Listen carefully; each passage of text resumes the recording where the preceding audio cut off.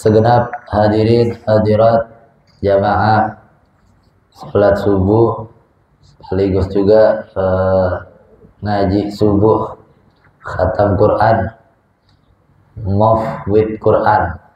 Ini bahasanya bahasa orang sekarang, karena yang kasih nama juga anak-anak. Move with Quran ini maksudnya artinya kita hidup berjalan menjalani kehidupan sama Al-Quran. Kebetulan waktunya pagi, awal hari. Nah, awal hari kita awali dengan khatam Al-Quran. Alhamdulillah Sabtu ini kita khatam Quran 4 kelompok. Ada A sampai D, ada 4 kelompok yang khatam Quran. Nah, kita khataminnya di sini. Insyaallah setiap minggunya begitu. Setiap minggunya kita khatam Quran. Agar biasanya kita kalau semangat baca Al-Qurannya di bulan Ramadan aja, supaya minimal 1 minggu 1 kali kita baca beberapa juz. Begitu. Misalnya kita ambilnya 1 juz, minimal 30 minggu kita khatam Quran sendirian. Kita ganti-ganti juz-juznya, tinggal pilih. Nanti habis ini kita sebar lagi, kita share lagi list khatamannya, tinggal pilih mau juznya juz berapa. Mudah-mudahan setiap Sabtunya makin bertambah kelompok-kelompok yang khatam Qurannya. Amin amin ya rabbal alamin. Alhamdulillah, kita bersyukur pada Allah Subhanahu wa taala, pada pagi hari ini kita mengawali dari majelis ngaji subuh Mufid Quran ini, yaitu pembukaan pada saat ini yang insyaallah akan berjalan terus. Setiap Sabtunya kita akan terus istiqomah. Mudah-mudahan, memang awalnya kita Ramadan setiap subuh 1 minggu, 1 bulan ngaji tahunan itu. Setiap Ramadan 1 bulan subuh berjamaah di sini. Mudah-mudahan berkatnya semangat Ramadan yang 1 bulan kita sholat subuh berjamaah, kita biasakan minimal setiap Sabtu. Setelah kita musyawarahkan, kita istikharahkan, kita banyak bicara juga sama guru-guru kita, akhirnya diputuskannya kita adakan pengajian ini di hari Sabtu pagi, di subuh hari. Allah, mudah-mudahan kita juga mohon doanya, mudah-mudahan bisa istiqomah, bisa terus berjalan sampai hari kiamat. Amin amin ya rabbal alamin. Salawat beserta salam kita aturkan kepada junjungan kita Nabi besar Muhammad sallallahu alaihi wasallam, yang telah menuntun kita umatnya minal dzulumati ilan nur, minal akhlaqil fasidah ilal akhlaqil karimah. Hadirin hadirat yang dimuliakan oleh Allah Subhanahu wa taala. Ini sebelumnya saya mohon maaf, ini suaranya rada-rada hilang. Makanya tadi yang membaca khatam dari pihak ibu-ibu. Nanti ke depannya insyaallah yang baca biar dari pihak bapak-bapaknya, baca khatam Quran sama doa khatam Qurannya. Nah, itu insyaallah ke depannya nama-nama yang ditulis almarhum keluarga kita sebagian besarnya udah ada di sini ditulis. Nanti dicek yang belum kita masukkan lagi. Insyaallah ke depannya kita baca doanya, kita sebutin namanya satu-satu. Tadi kita udah baca juga Fatihah. Jadi sebelum subuh tadi kita baca tartib Fatihah buat guru-guru kita. Terus juga buat para almarhumin yang tertulis namanya di sini, para orang-orang yang sudah mendahului kita seluruhnya, kita udah bacain Fatihah. Terus kita tadi sebelum subuh kita baca roti Attas, kita baca juga doa Syekh Habib Bakar bin Salim, dan azkar yang biasa dibaca sebelum subuh. Insyaallah mudah-mudahan bisa terus istiqomah.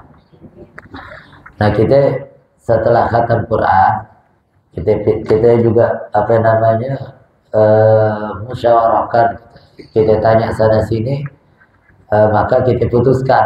Biasanya kalau bulan puasa kita baca Bidayatul Hidayah. Nah ini pengajian ini kita baca insya Allah kitab Bulughul Maram, kitab hadis Nabi Sallallahu Alaihi Wasallam.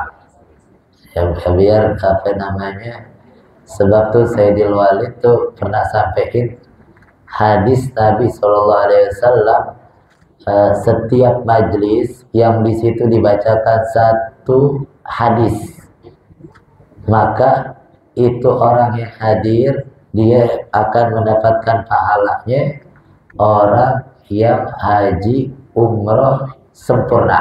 Haji umroh sempurna. Walaupun kita yang belum berangkat haji, mudah-mudahan digampangkan ibadah hajinya. Nah, sementara kita hadir model begini, insya Allah dapat pahala haji. Terus lagi kita insya Allah berjalannya ini pengajian sampai isyraq. Kalau nggak salah isyraq itu jam 6 kurang 15 atau jam 6 kurang 10 atau kurang 11 menit isyraq. Nah, itu Nabi juga bicara terkait duduk model begini.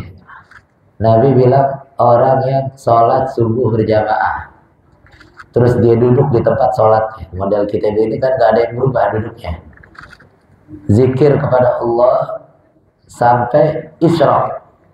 Setelah isyraq dia sholat 2 rakaat. Apa itu sholat duha, apa itu sholat isyraq, apa itu sholat sunnah, apapun, maka orang yang menjalani pagi harinya dengan hal yang demikian, maka falahu ajru hajjatin wa umratin tamatan. Dia akan mendapatkan pahala ibadah haji dan ibadah umrah yang sempurna. Nah, kita dapat double dan nih. Mudah-mudahan dapatnya double. Duduknya kita dapat, baca hadisnya juga kita dapat pahala haji dan pahala umrah. Mudah-mudahan kita bisa raih itu semuanya. Hadirin hadirat yang dimuliakan oleh Allah Subhanahu wa taala, kita mulai pengajian ini ambil berkah daripada hadis Nabi sallallahu alaihi wasallam. Kita awali daripada bab ahkamul miyah, bab tentang hukum-hukum air. Bab tentang hukum-hukum air. Ini air artinya air yang mau kita pakai buat bersuci. Air yang kita pakai buat bersuci. Maka air itu ada macam dari sisi hukumnya, ada macam dari sisi asal usulnya, ada macam dari keafdalannya. Nah, sebagaimana disebutkan tuh, wa afdalul miyahi ma'un qad naba. Paling afdalnya air itu adalah yang pertama air yang keluar dari jari jemari Rasulullah Sallallahu Alaihi Wasallam. Itu udah mutlak air yang paling afdal. Terus yang selanjutnya adalah air zam-zam, yaitu air zam-zam. Nah, setelah air zam-zam, yang paling afdal setelah itu adalah air telaga Kautsar. Air telaga Kautsar. Yang mudah-mudahan kita semuanya kebagian bisa minum air telaga Kautsar. Yang kalau udah minum la nazba'u abada, nggak akan dia itu ngerasa haus selamanya. Baru yang terakhir adalah seluruh air-air yang ada Sungai Nil. Sungai Nil, setelah Sungai Nil baru sungai-sungai yang ada di muka bumi. Ini adalah air yang afdal. Nah, yang mau dibahas sama Nabi Sallallahu Alaihi Wasallam adalah Pertama, air dari asal usulnya. Dari asal usulnya yang boleh dipakai buat bersuci. 3 dari langit, 4 dari bumi. Yang dari langit adalah air hujan, air salju, juga air embun. Ini semuanya boleh dipakai buat bersuci. Yang dari bumi, air laut, air sungai, air sumur, dan juga mata air. Ada 4 yang boleh dipakai buat bersuci. An Abi Hurairah radhiyallahu taala anhu qala, hadis riwayat dari Sayyidina Abu Hurairah. Abu Hurairah ini sahabat Nabi yang salah satu yang paling banyak meriwayatkan hadis, termasuk minal muksirin, termasuk yang banyak meriwayatkan hadis. Nama aslinya adalah Abdurrahman bin Sakhr. Abdurrahman bin Sakhr. Qala Rasulullah sallallahu alaihi wasallam, Rasulullah SAW bersabda, fil bahri, terkait tentang air laut. Terkait tentang air laut. Jadi Nabi SAW ditanya, ada seseorang yang bepergian dengan perjalanan laut, naik kendaraan laut atau naik kapal. Kayak kita dulu kalau mau haji berangkatnya naik kapal. Sehingga timbul pertanyaan. Di situ mereka katakan kita punya air minum, tapi air minumnya sedikit. Kita mau wudu, kalau wudu pakai air itu, kan kita nggak minum.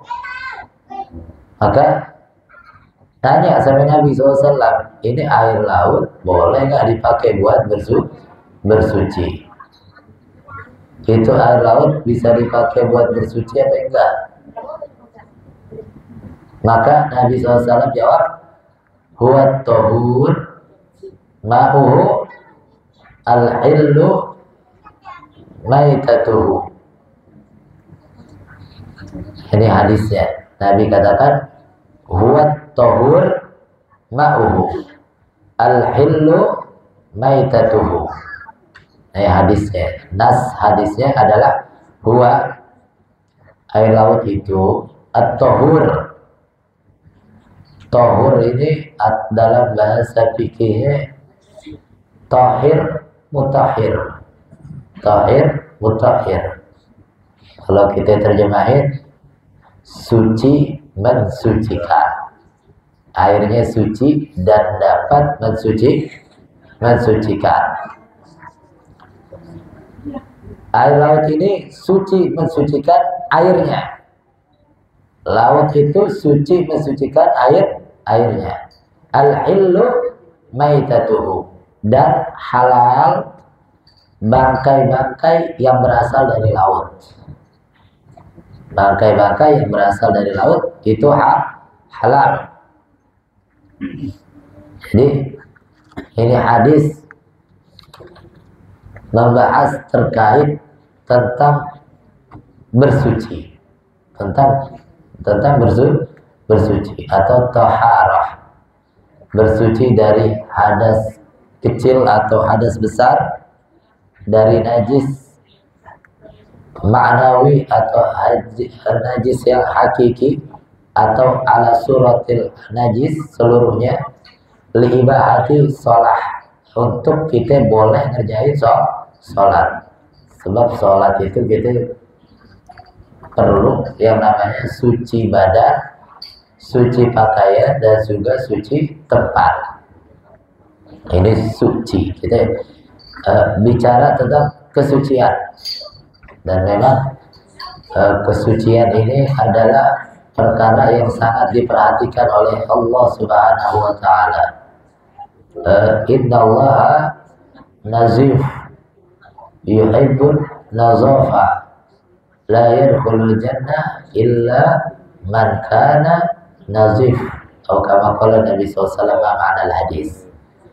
Allah itu suci dan Allah suka kesucian, dan tidaklah seseorang itu masuk surga melainkan orang-orang yang suci, suci zahiran wa batinan, suci secara jasmani juga suci secara rohani. Nah, ini hadis, kita dari hadis tersebut kita bisa ambil kesimpulan bahwasanya air laut itu bisa dipakai untuk bersuci. Terus dari hadis ini kita bisa ambil kesimpulan bahwasanya yutlabu mimman jahula syai'an an yas'al anhu ahlal ilmi. Orang itu dianjurkan bertanya kepada ahlinya terkait hukum-hukum syariat kalau dia tidak tahu. Kan di Al-Quran juga kita diajarin, fas'alu ahla dzikri in kuntum la ta'lamun. Tanya sama orang yang tahu manakala engkau tidak mengetahui satu permasalahan. Makanya saya punya guru tuh Abu Yasin Muhammad Maliki. Ada seorang guru ditanya, katanya semua ilmu ada di Al-Quran. Maka saya mau tanya sekarang, bagaimana kamu dapati ilmu tentang masak atau membuat kue tar, bikin kue bolu begitu? Cari caranya, ilmunya di Al-Quran ada apa enggak?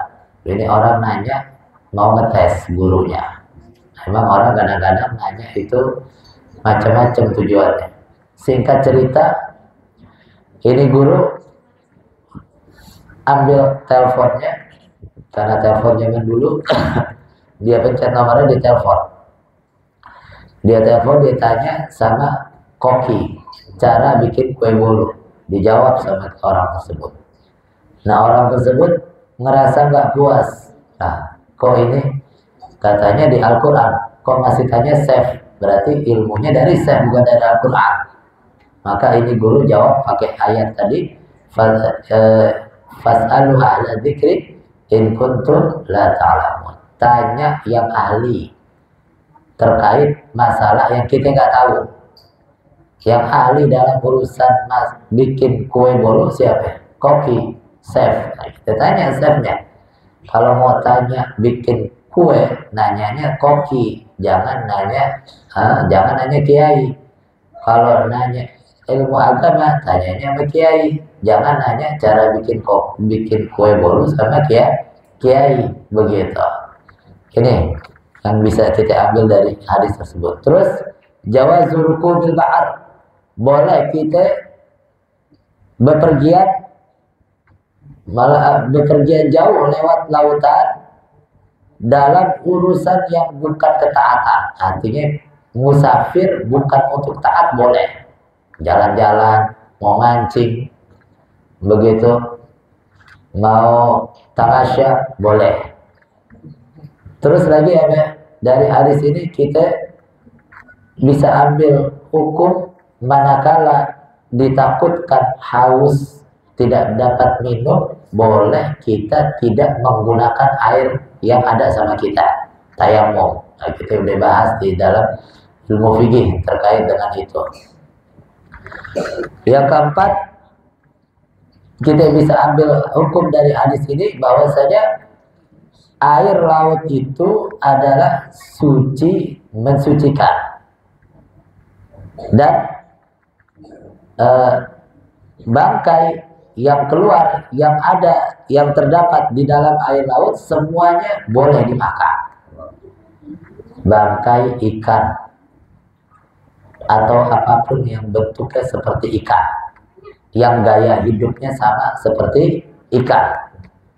walaupun namanya anjing laut, walaupun namanya singa laut, begitu, atau kuda laut. Kalau singa laut, anjing laut kayaknya di dua alam, nggak kayak ikan, begitu. Jadi semuanya boleh dimakan. Ada di Lombok suka keluar setahun 2 kali atau setahun sekali, namanya nyale. Ada yang tahu nggak? Nyale itu apa namanya? Keluarnya setahun 2 kali. Apa itu? Cacing laut. Bentukannya kayak kelabang seribu begitu, lebih kecil dikit, kadang lebih panjang. Nyale. Nah itu gimana makan cacing? Boleh, halal. Begitu, dimasak, digoreng begitu sama mereka. Jadi apapun yang ada di dalam laut begitu boleh dimakan. Bahkan tanpa disembelih. Begitu, tanpa disembelih. Seharusnya hewan-hewan itu harus disembelih, kecuali 2 macam hewan yang nggak boleh, yang nggak perlu disembelih, ikan dan juga belalang. Kalau orang-orang dulu mungkin di sini juga pernah juga bikin goreng belalang. Ayo Haji, pernah makan belalang? Haji Sari mungkin pernah makan belalang dulu. Boleh, nggak apa-apa itu, boleh, halal. Nah kalau kecoa jangan. Kalau kecoa jangan dimakan. Kalau kecoa jangan dimakan. Jangkrik nggak boleh dimakan, jangkrik. Belalang yang boleh juga.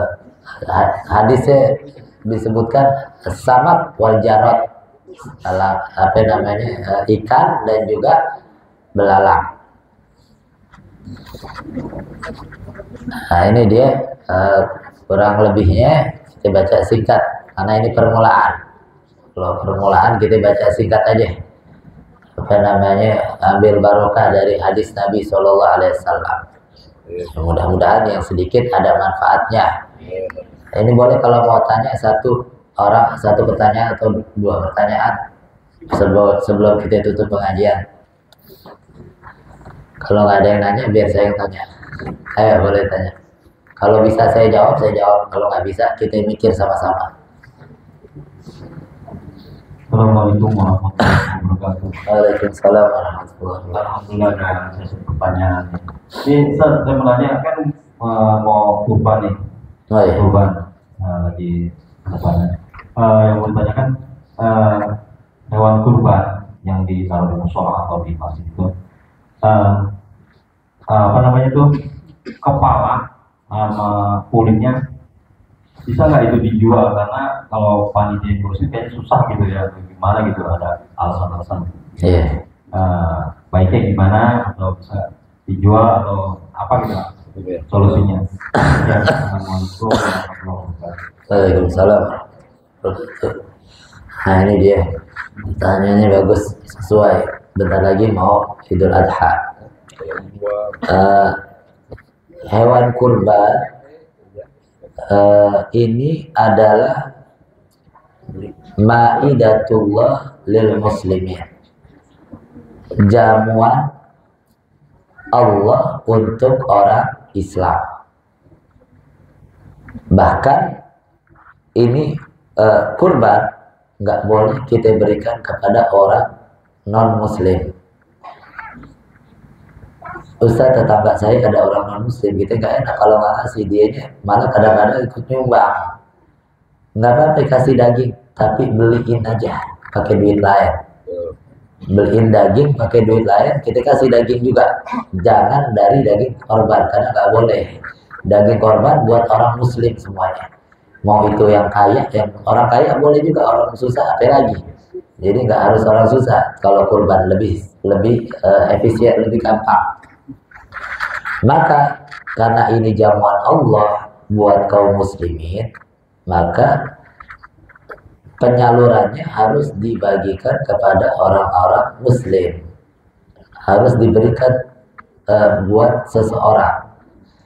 Maka kalau dari sini kita nggak boleh ngejual apapun, kulitnya, kepalanya, atau apapun yang ada di badan hewan kurban kita. Terus gimana solusinya? Kalau cuma 10 biji sih gampang. Kalau sampai ratusan, sampai ribuan, itu di kota Mekah sampai ribuan bahkan puluhan ribu kita potong kambing. Bagaimana caranya? Caranya ditamlik aja, dikasih ke orang, atau orang gitu yang jual, dikasih ke orang selain panitia ya, dikasih ke, misalnya dikasih ke Ustadz Samsul Bahri, begitu. Nggak tahu borok sikut apa enggak, sebab dia jualan kambing juga.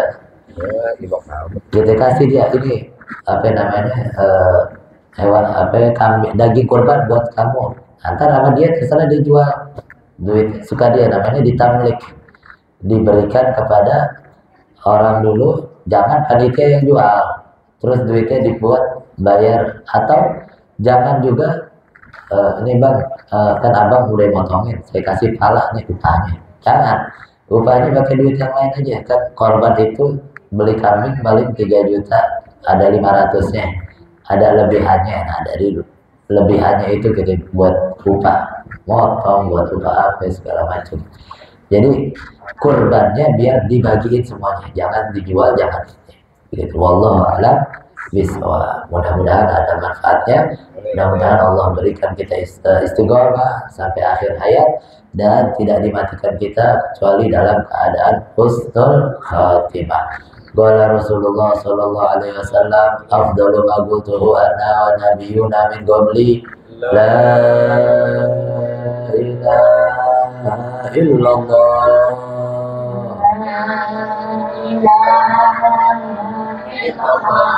La ilaha illallah.